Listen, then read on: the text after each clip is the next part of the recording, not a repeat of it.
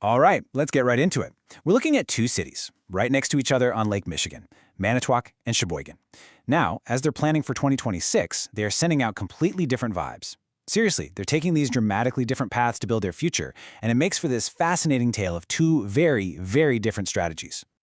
And this is really what it all boils down to. On one hand, you've got Manitowoc. Their whole game plan? Become the destination. It's all about attraction, about curb appeal, giving people a big reason to come visit.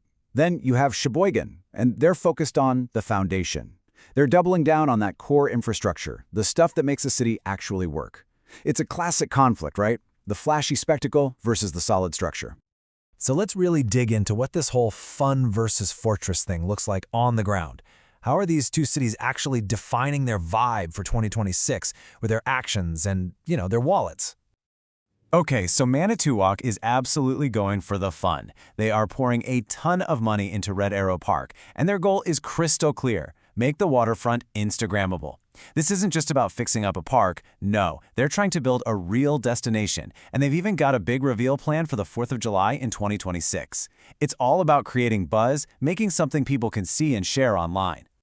Now, compare that to Sheboygan's Fortress strategy. What are their big projects for 2026?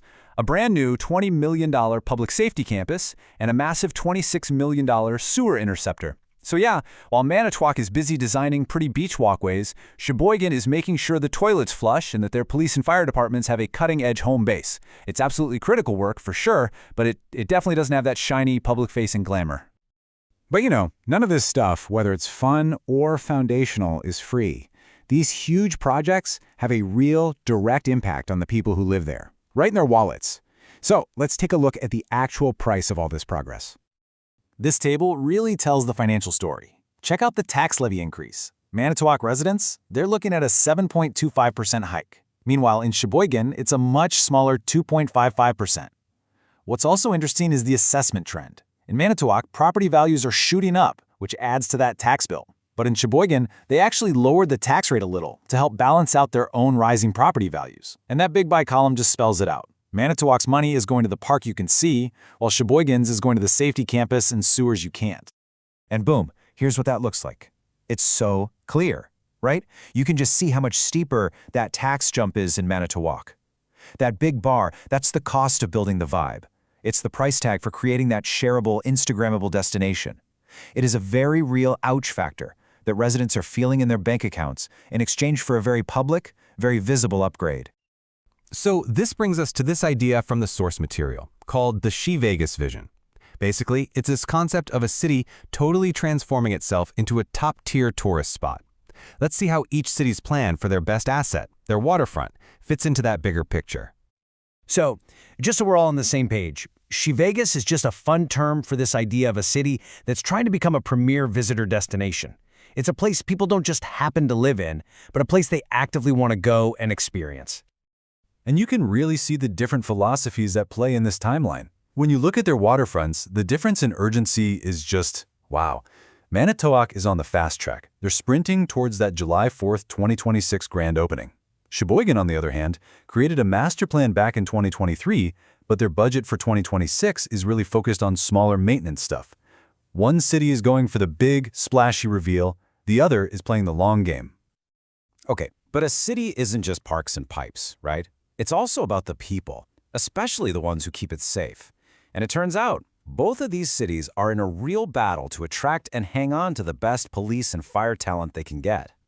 In that battle, well, it's being fought with paychecks. Just look at Manitowoc. They're offering a pretty significant 5% raise for their police union, plus another 4% for fire. That is an aggressive move. It's almost certainly a strategy to stay competitive and stop their officers from getting poached. Sheboygan's police raise, at 3.5%, is still good, but it's definitely a more conservative approach. So when you pull all this together, the spending, the taxes, the project timelines, the pay raises, you start to see two completely different philosophies about how to build a community. And honestly, the best way to get it is with a really simple neighborhood analogy. And there it is. It's perfect, isn't it? Manitowoc is the neighbor putting in a brand new pool and a tiki bar.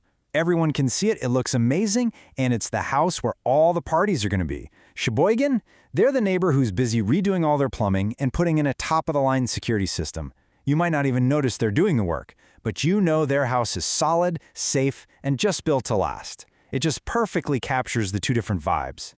So that leaves us with the big question at the end of all this. What's actually the smarter play for the long run? Is it the exciting spectacle that might bring in new people, new business, and maybe spark future growth? Or is it the quiet security you get from a rock-solid foundation that can provide stability for decades to come? Which of these good vibrations truly builds a better city?